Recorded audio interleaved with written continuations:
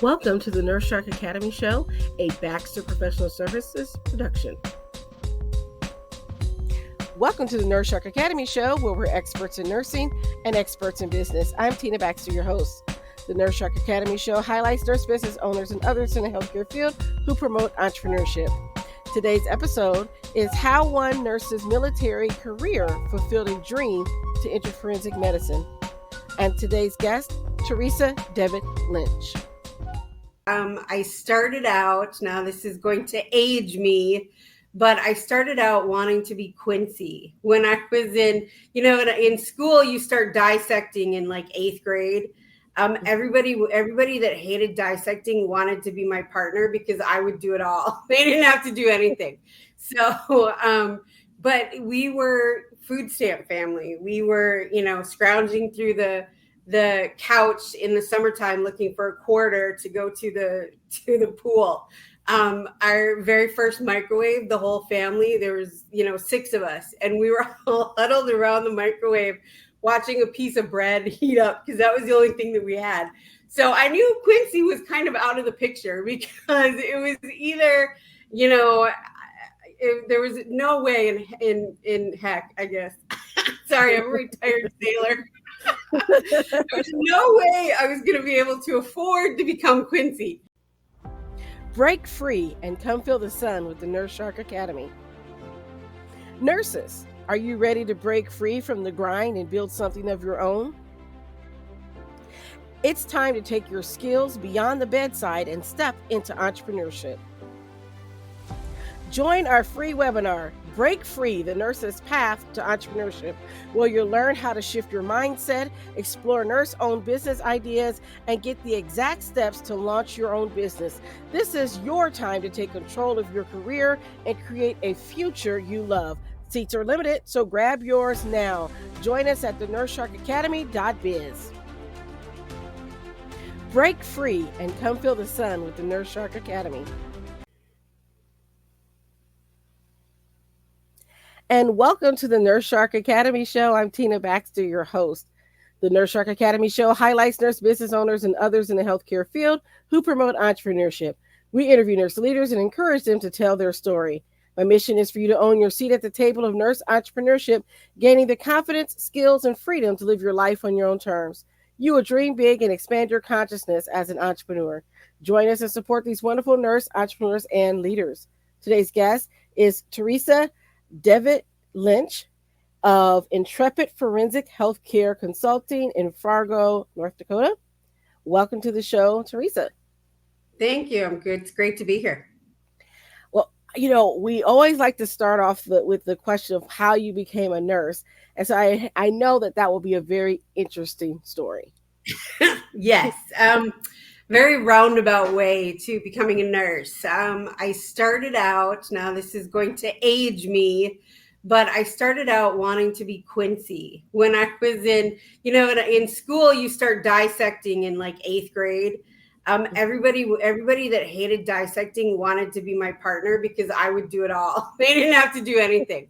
So, but we were food stamp family. We were, scrounging through the couch in the summertime looking for a quarter to go to the pool. Our very first microwave, the whole family, there was 6 of us, and we were all huddled around the microwave watching a piece of bread heat up because that was the only thing that we had. So I knew Quincy was kind of out of the picture because it was either there was no way in heck, I guess. Sorry, I'm a retired sailor. There's no way I was going to be able to afford to become Quincy. So, and I had this aunt that I just emulated, and she joined the Air Force. And so, she was about 10 or I think maybe 8 or 10 years older than me. She is. And she joined the Air Force. I said, well, I guess my fate is sealed in joining the Air Force or the military. And then I had another aunt who owned a bar up here in Fargo. And she just happened to know the recruiters. Well, my family is filled with very bold women. And she found out that I was talking to the recruiters. And so she kind of threatened them to not do what recruiters are famous for doing. And so then he found out, the recruiter kind of took an interest in me, and he found out that I wanted to go to school and I wanted to be a physician, and he started exploring my options for me. And one day I get this phone call, and this lady just started asking me these questions about leadership and what I wanted to do. And then about 4 weeks later, I got another phone call that said, "Congratulations, you got into the Boost program for a nursing scholarship." I said, "Fantastic. What is it?" And it was broaden opportunity for officer selection and training. It is no longer Boost, which again ages me. But it was a pre-scholarship program for a ROTC scholarship program for specifically for nursing. So this was my way into nursing, was through a very supportive family, and an aunt not afraid to threaten people. My desire to be Quincy, and of being a food stamp family. But I always cared for people, so I knew I was going to get into nursing somehow. And I had that aunt that went into the military, and so I knew my fate was sealed that way. So here I am, 30 some years later, still in nursing, not in a traditional nursing role by any means, but still in nursing. So, which branch did you say you went to the Navy? I joined the Navy, yes, in 1992. Well, first of all, thank you for your service twice. My pleasure. And I say that because you know what? I had that happen to me once during COVID. This never happened to me. And I forget where I was, at a grocery store or something like that. And somebody said, "Hey, what do you do?" or something. And we were talking. And I said, "Oh, I'm a nurse." And they're like, "Thank you for your service." And I'm like, "I'm not in the military, but I don't know." That was just the weirdest.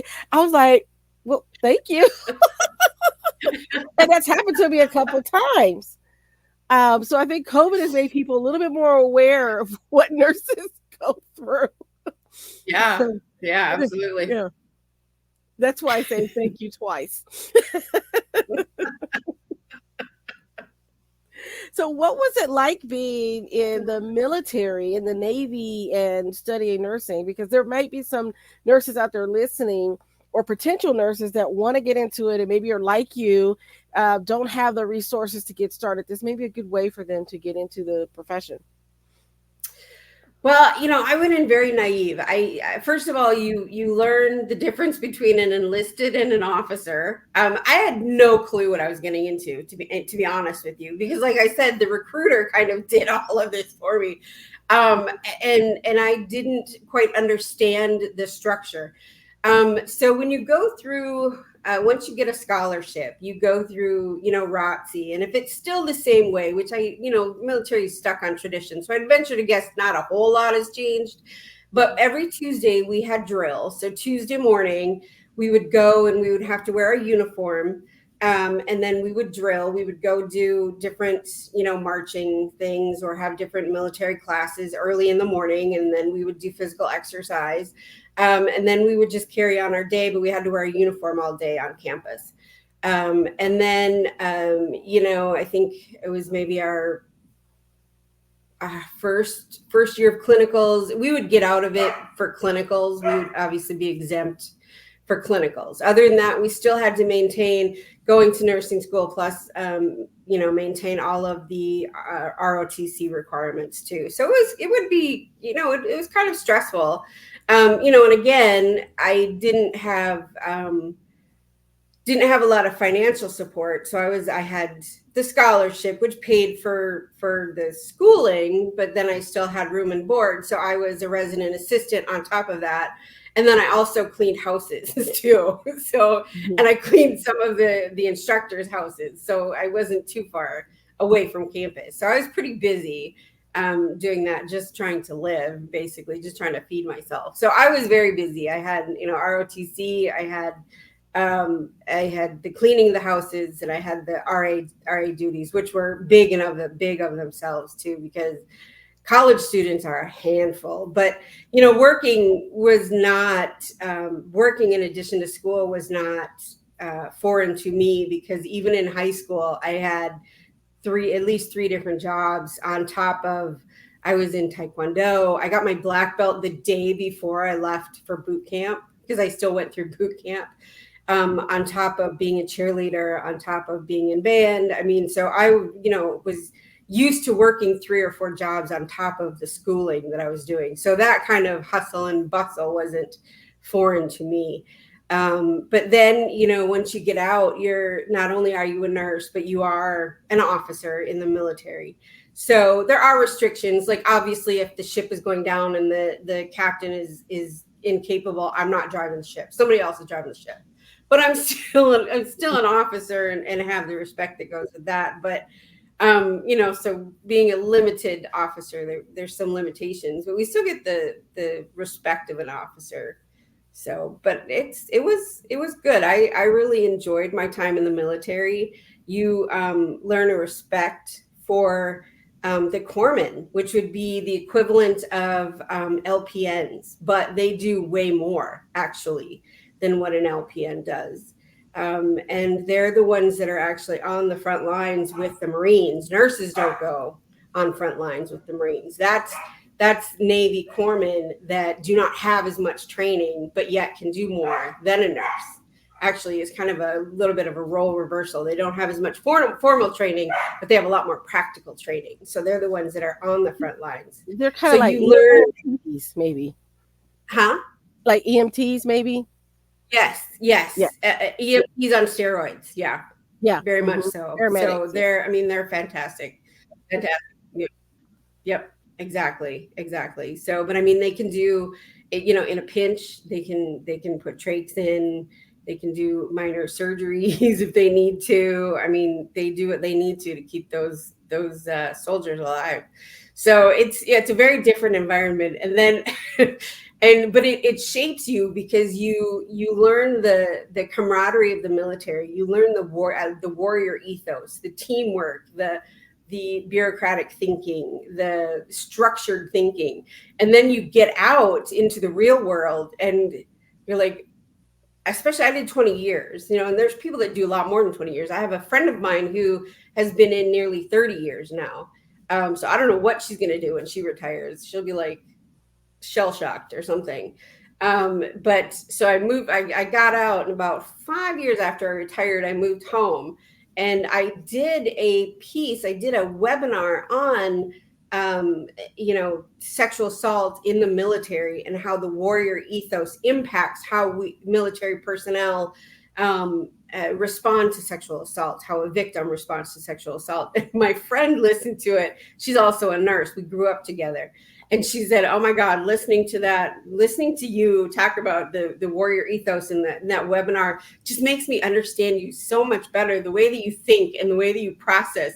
She's like, "You strategize everything. Everything to you is a strategy, and you plan everything out, and you're 3 steps ahead of everybody else." So it's just kind of ingrained in my thinking, I guess. It's just what I do. But honestly, that's what nurses do too, though. We think ahead on things because you don't know what's going to go wrong, but you do know it's going to go wrong at the worst time. Exactly. You're going to have a Microsoft Teams meeting, and then your Microsoft Authenticator doesn't work. Yes. What are we Exactly. doing? Shift gears. Or your patient can stop breathing and change a shift. All right. You know what? As nurses, we're used to that. So many times things like that happen to us. We get, you get the phone call. You got 10 admissions coming in. You got multiple casualties coming in. You just got to know how to get into it and go. And you don't have time to sit down at that moment and say, okay, now you do this and you do that. That has to be planned ahead of time. And that's what I would teach my staff. I was like, when I was a supervisor, I said, okay, this is what we're going to do. We've got 8 admissions coming in. We're going to plan. We know they're coming. You're going to do the orientation with the client. You're going to also take the patient back and do their strip search, because I work in psychiatry. You're going to search the bag. You're going to get their meds together. I'm going to do their admission history. We just had it go because you had to go. And I imagine it's kind of like that in running some military operations. Everybody has to know their place. Yes. Yep. Yeah, at the beginning of the shift, you would get a certain job, for a code, you would have a certain job. And I mean, we Hmm. would just delegate at the beginning of a shift for different emergency scenarios. Yeah. Yeah. I So, mean, you can't plan when the air conditioning unit goes out in the middle of the summer and it's 100 degrees. You can't plan for that, right. but you have to do something. So we called in fans. I mean, you have to make it work because tempers were getting really, really short. And so, like, let's get the industrial fans in, Yeah. turn the lights down low. And then I went out and bought everybody popsicles. I said, have a popsicle. Let's get the temperatures down. My first duty station was 29 Palms, California. So it's the middle of the desert. And middle of the night, because I usually work night shift. I'm not a morning person. It's middle of the night. I don't know what time of the year it was, when it was, but it was like an earthquake. It was like a 7.5. To me, it felt like a 10 because I'd never been through an earthquake. Water line breaks, so the water is gushing into the emergency room. So now we had it's a small hospital, and we had a mother and baby with croup. So she was laying on the bed. Thank goodness she was holding her baby in the bed. But we had to take all of our patients downstairs into the parking lot, and the ER was getting flooded. So we had to make sure that our patients were stable, and to help the ER triage in the parking lot and set up the ER in the parking lot and help them once our patients were stable in the parking lot. Well, here's a good one. So my second duty station was in Okinawa, Japan. 9/11 hits. However, not only was I working night shift, I was working mother baby, which was always full. I'm on night shift, mother baby. It's a typhoon. So Oh, we no. have all the expecting mothers coming in. So we've got them that we're kind of helping and watching. We've got mothers that have just delivered. We've got mothers that we're still taking care of because they can't go home. So we've got those mothers and babies. It's a typhoon. 9/11 hits Mm. during a typhoon over there. So now we're on lockdown and full security. Nobody knows what to do. So yeah, there's some things you don't know what to do, and you just kind of kick into like a survival mode, but you just do what has to be done, and you stay calm through it, and you just kind of think of your ABCs. Always stay protected. Just what do we need to do right at this moment to keep ourselves protected, but our patients always come first. So Right. we just kept doing our job. And the charge nurse, he was so funny. For the people that lived on base, he's like, run home and get your gas mask just in case something happens. So here I am running. Luckily, I only lived like a block from the hospital, so here I am running through a typhoon to get my gas mask in Okinawa, Japan on 9/11. That was now 9/11 was a crazy time. I can't imagine Yes. being somewhere else on a military base or, somewhere else in another country dealing with this. But I can tell you from a person who was here, um, I remember when it happened, I was going to a computer class, I was sitting in the car, and I heard on there, oh, this plane, crashed into the World Trade Center. And I'm thinking, how did that plane not see that big old building? That was my first thought. It never occurred to me that it was on purpose. So then I get upstairs and we're starting our computer training, and then they're like, someone rushes in and brings in a TV. A second plane has hit the second World Trade Center, and I thought, oh wait, this was deliberate. And then I thought, oh crap, that means we're going to get called, right? And I knew I was going to get activated, so I said, okay, let me go put this. So I beeper goes off. They make me go back to the psychiatry unit, to make sure all the patients are fine. Patients are fine. The staff is falling apart. But anyway, that's what was happening. The patients were like, hey, can we get a snack? And all the staff is like, oh my gosh, we're under attack. And I'm like, try to get them to calm down so they don't get the patients upset. And then I get the call from the Red Cross. I was a Red Cross volunteer at the time. And that's when I knew I was going to get activated. And I remember getting to New York because originally I was going to go to the Pentagon, but they sent me to New York instead. And I'm there at a bank of telephones with a telephone number. That's all you have because of security.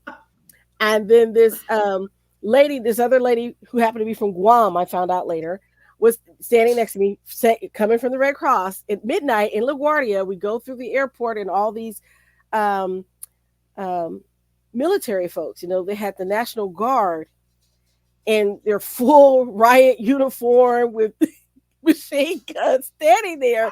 And I'm thinking, wait, what did I just get into? So you call this number, and I feel like a spy.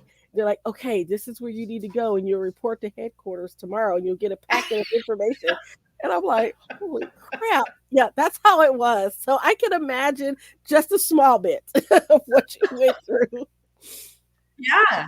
Yeah. Yeah. I mean, I think we were, to be honest, I think we were somewhat isolated and protected because there was a typhoon. But we're on a little island and there are ships, there's Navy ships. So we didn't know how vulnerable we were to anything. We didn't. And I was sitting there as it was happening. I remember this vividly. I was sitting, there was me and another guy, another military nurse. We were sitting in the nursery, rocking two infants, talking about how he went to high school with a famous guy that was on at the time. One of the big shows was Whose Line Is It Anyway? Oh yeah, Drew Carey. Yeah, he was talking about how he went to high school. We were rocking babies, talking about how he went to high school with one of the guys that was on that show. And then all of a sudden they broke in with the towers getting, and then all mayhem broke loose, and we just were like, what the heck? We've got a typhoon and now we've got this. Yeah, it was crazy. Like I said, it was a very interesting, tense time to be in New York during that time and at Ground Zero. So that was interesting. I think I would have been happier rocking babies. I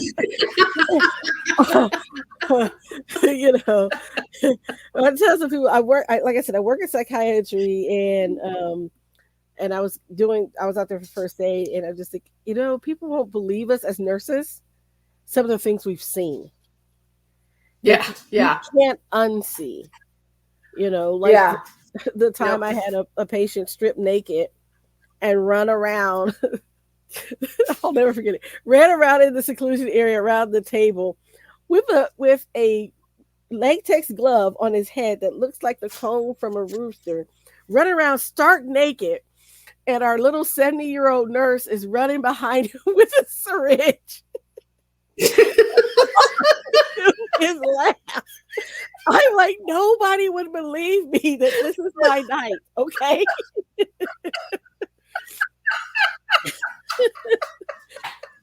I will never forget that. And I'm just like, I'm charge nurse. And I'm just watching our little 70-year-old LPN run around the table trying to chase him with a syringe. And I'm thinking, again, what did I sign up for?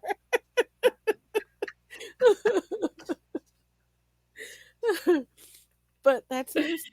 Oh, yes. Gotta be that ready. Is one of the best things about working at night. All the fun stuff happens. That's true. That is very true. Oh, goodness. Especially when you work in the old part of the hospital, above in the tower above the morgue. You don't know what's going to happen at night.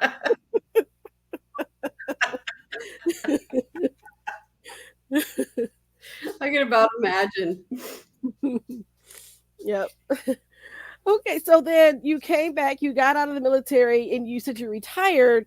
What was it like moving from being in the military in a very, I would say, structured environment, because you kind of knew you had your orders, to coming to something that maybe is not quite so structured, and sometimes the bureaucracy in the hospitals, you just kind of wonder how that person got to be in charge, because they don't understand healthcare, nursing, any of that. Yeah.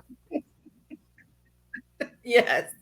Well, yeah. And I mean, not only, so you have that, so you have the hospital, kind of the hospital politics wrapped in military politics when you work in military medicine. So, it's kind of doubly politicized. Yes. But I did have a significant benefit because, so towards probably about 3/4 of the way through my career, so not only did I want to be Quincy, but I wanted to be a forensic pathologist.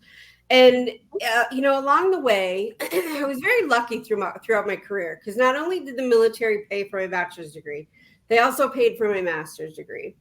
And then they also allowed me to get trained to be a forensic nurse, which was, the crux of what Quincy did. For those of you who don't know who Quincy is, before I start crying that you don't know who Quincy is, Quincy was a forensic pathologist.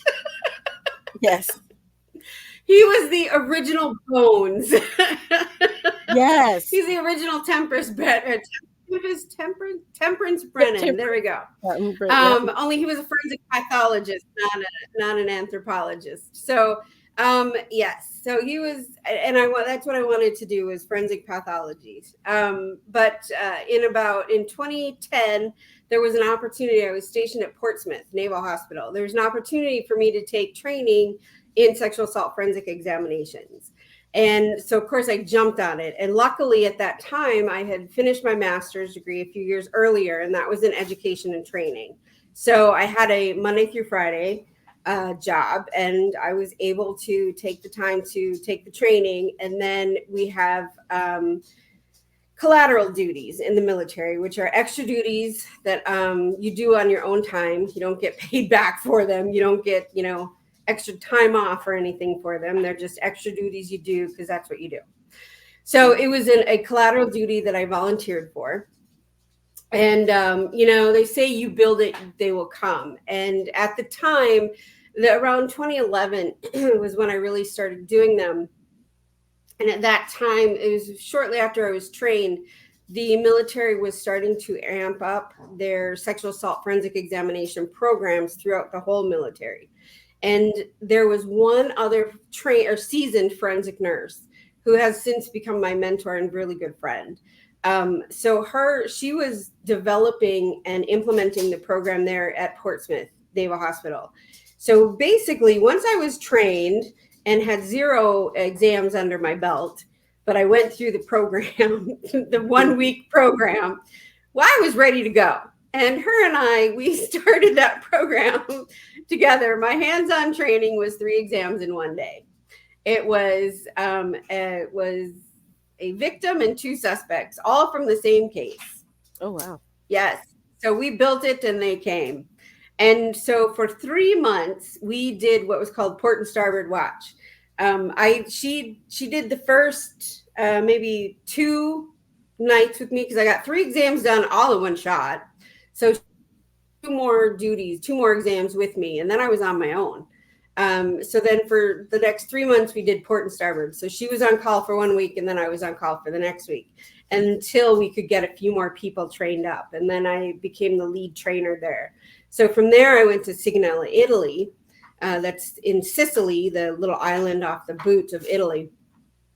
And I was the program manager for the forensic healthcare, for the sexual assault examination program there. And prior to going to Sicily, I had obtained the certification for sexual assault examinations for adults and adolescents. And when I got to Italy, I was the only certified forensic nurse in all of Europe as far as the military was concerned at that time. I don't know if anybody else got certified prior to my leaving. My dogs broke in. So then I started training a lot of the military over there because I was certified. And then I also started consulting. And I got hooked on the courtroom very quickly. I love the courtroom.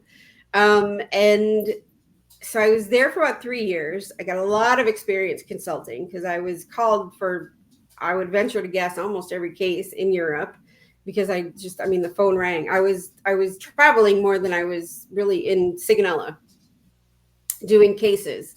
Well, either doing cases or training. And I trained all of the services while I was there. and I did cases for all the services while I was there as well. And then from there, my last duty station was Fort Sam Houston, Navy Medicine or Navy Medicine Education and Training down in Fort Sam Houston in San Antonio, Texas. And there I helped to finalize the tri-service sexual assault forensic examination training, helped to finalize the curriculum for that, and then to help train some of the first few courses in there. And then I was done. And then I also, I started consulting on civilian cases prior to my retirement. And then very shortly after, about a year after I retired, I worked in a civilian hospital for about a year doing exams. So when I retired, I had a couple advantages. I had my retirement that I could live off of. And then I've also got the VA to fall back on as well. And then also,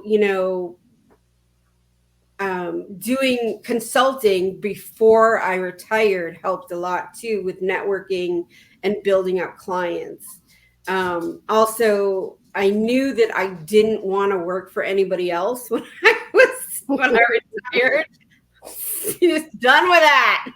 So, and I'm not really.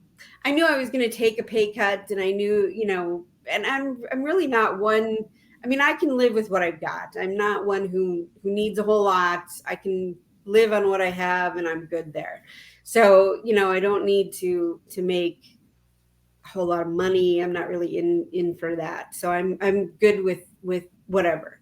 So, but the retirement was really the benefit that I had, was that I had the benefit of the retirement money to be able to take my time to build up contacts, network, build up a client base, and build up a skill base in consulting on cases other than just sexual assault.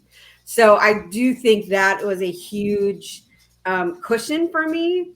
And knowing that I didn't want to work for anybody else. I don't want to leave my house. I like not leaving my house.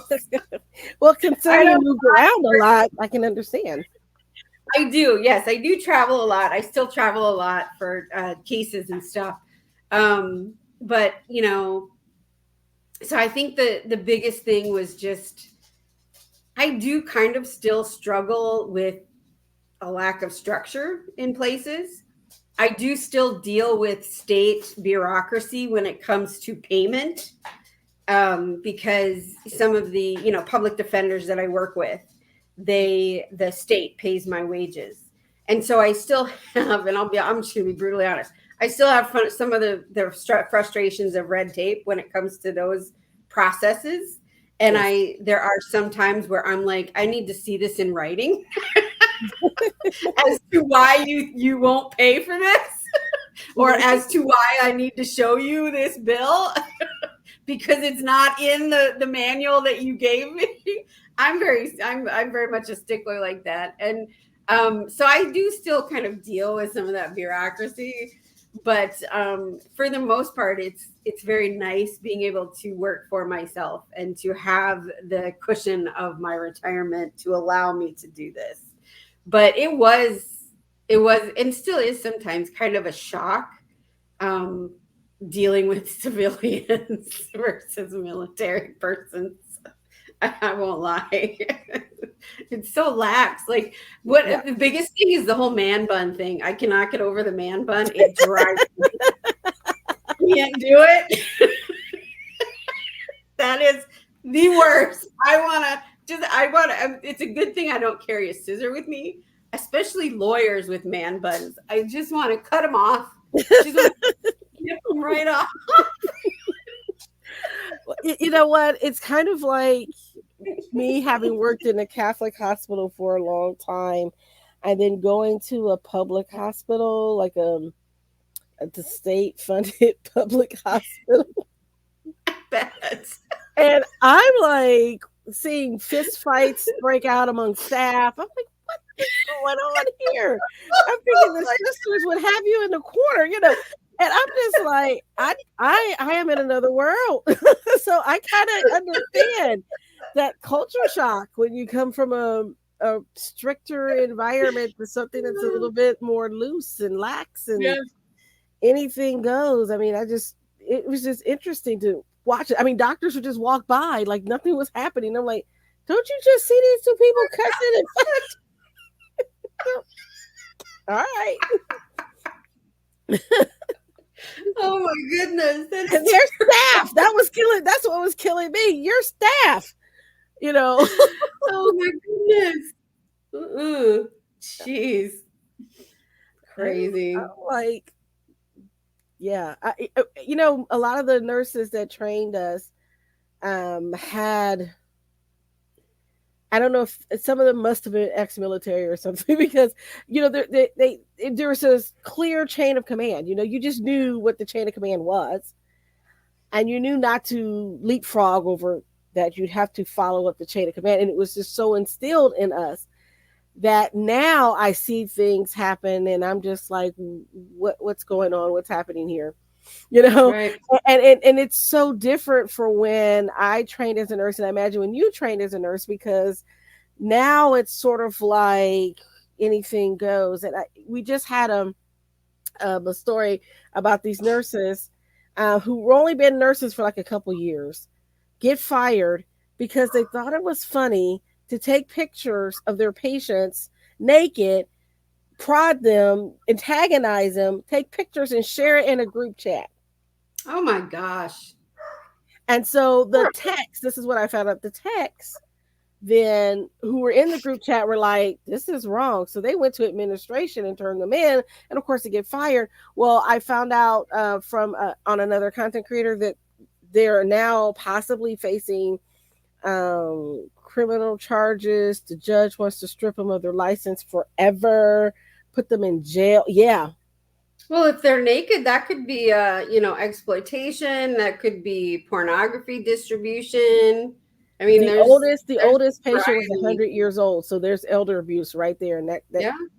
but these younger nurses, I don't think understand the consequences of some of their behaviors and can't think through some of that where it was more instilled in us, I think, you know, you just don't do certain things, you just don't. Oh Yeah. my goodness. So Crazy. when you're starting up with your business, how did you decide how to go out and find your clients? I know you mentioned you were consulting on the side, but how did you think about that whole process of being an entrepreneur? What was that like making that transition? It was a lot of Google searching, is what it was. Luckily, I do a lot of consulting with Wendy Votrbeck from Integrity Legal. She's out of the up in the Northwest. I'm not going to say the state because I say the state wrong, because of where I'm from. She's up in Oregon, and I don't Okay. say that the same way everybody else does. I always get made fun of. And I do a lot of cases up there. And I hope every time I go up there, I'm like, I really hope I don't have to say the state's name. Anyway, but she was the one that found me on LinkedIn, actually. And she was the one I started subcontracting with before I got out of the military. And so, and I actually, that our relationship is still going. So I've been subcontracting for her for over 10 years now. And so I had her to help kind of expand my skills beyond the sexual assault. I learned a lot through working with her, and then seriously, just a bunch of Google searches. I knew what an LNC was, legal nurse consultant was. I didn't really know where I fit in as a forensic nurse doing criminal cases, because LNCs, in my mind, and traditionally focus on medical malpractice cases, personal injury cases, medical device cases, the non-criminal cases. Hmm. And that's where I got stuck, was finding where and how I fit into it, because all of the resources that I found were based on med mal cases and civil cases. And that's where I have had to carve out my own niche and really teach myself. But a lot of the networking, I just flipped it. So, instead of going to conferences, legal conferences for medical malpractice attorneys or civil attorneys, I look for criminal attorneys, and I look for the associations that defense attorneys or prosecutors are associated with, and what conferences do they have, and can I exhibit there? So I just kind of flip everything that I find for med mal, see what I can find that I can associate with criminal cases and criminality, and put it towards that. So it's been kind of an effort. But and then I found Pat Iyer. Pat Iyer, even though she is primarily focused, traditionally she's focused on medical malpractice cases. She has done a couple of criminal cases, and I've worked with her, and she's become a very good friend of mine and a mentor for me as well. And we've done some trainings in criminal cases, and and now we're working on developing some books that focus on criminal cases and how nurses can expand their practice into criminal cases. But she's helped me too, also to kind of create my niche more, and to carve myself more into the criminal cases. And so through all of this, through what I have had to do in terms of flipping everything that I read about med mal and kind of adjusting it and morphing it into criminal cases, criminal casework, and trying to adjust it and see how that'll work. Sorry, that's my dog. See how that'll work that way. Yes, I didn't shut the door hard enough. They came in. So then I started, obviously if I'm not the only one doing criminal case consulting. So then from there, I've just started trying to, show others what I have done, and to start teaching other people, and to start, mentoring other people in criminal case consulting. So. Well, first of all, Pat Iyer is awesome. We've had her on their show, so I'm going to put the link in the show notes for those of you that want to go back and watch that episode. Yes. Or listen to that episode with Pat Iyer. And I've worked with her as well. And I can't wait for your book to come out, because I am also interested in doing more criminal cases. That's something that I wanted to do, particularly in the area of elder abuse. So that's kind of where I'm really looking at. And so I'm always interested in finding out more information about those types of things. And so I think that's a good way for me to segue into what you have as your offer, which you're giving to our listeners. If you mention this show and you get a hold of Teresa, she will give you a free webinar. So she'll give you a link to the free webinar so you can reach her at her website. And what is your website again? www.intrepidfhc.com. Okay, so reach out to her on her website, or you can find her on her LinkedIn page as well. That information will be in our show notes. And then, so lastly, I wanted to ask you, if you had a piece of advice for a budding entrepreneur, what would it be? If I had a piece of advice for a budding entrepreneur, if you don't find what you're looking for, create it. Because that's what I've had to do. I've had to mold what was there into what I've needed. Yep, there you go. Create it. We are very innovative as nurses. Why not? Yes, we are. Why not? Absolutely. Well, I want to thank you for your time. And do you have any last words for us before we wrap up? No, I just want to thank you for having me. This has been very enjoyable. It is my pleasure. We could talk for hours, but I know people will not listen for hours. So we're right almost at that 45-minute mark.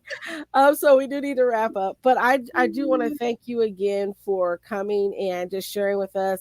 And we might have to work together on a project or something, because the idea of doing more as a legal nurse consultant in the criminal space has always been intriguing to me. And I'm quite sure there's more people that want to learn from you. So I do appreciate your time with us today. Absolutely. I love collaborating with people. I am an educator at heart. I love developing educational projects. I love doing things like this. I love getting information out there. So if you or anybody else wants to collaborate on something, just let me know. All right, that sounds wonderful. So, thank you everyone for listening to the Nurse Shark Academy show. Don't forget to, if you're watching us on YouTube, to hit that notification bell and subscribe so that you can get notified when all of our episodes come live. Also, if you're listening to us from Podbean or anywhere else you get your podcasts, please don't forget to give us a like and leave us a comment. And we would greatly appreciate to hear from you. If you become a patron of our show, we will have special content available to you, and we'll actually do some live shows with you. And you can ask questions from the show host, myself, and any of the guests that we have there at that time. So head on over to Podbean to become a patron of the show. And lastly, if you're interested in being a guest on the show, just contact me. And we'll be having some information coming out shortly about how to be a good podcast guest, because that's people have been asking me about that. And so that's a new webinar that I'll be posting next month. So thank you for tuning in, and have a great rest of your day.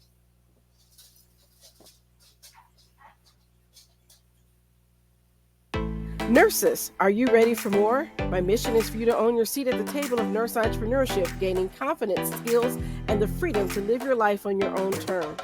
Assisting you in achieving your goals through tailored advice, continuous learning, and a collaborative approach is at the heart of everything I do.